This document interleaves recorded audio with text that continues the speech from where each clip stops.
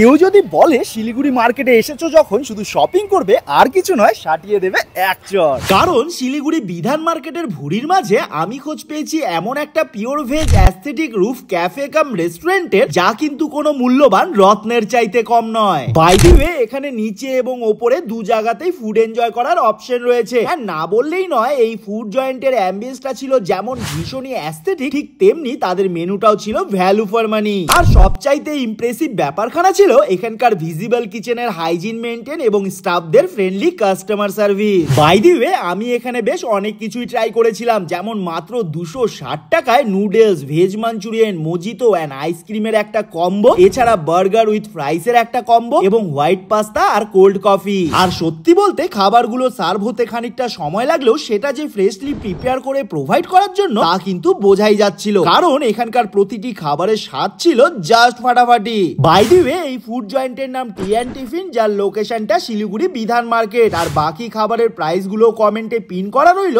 তোমাদের সুবিধার্থে।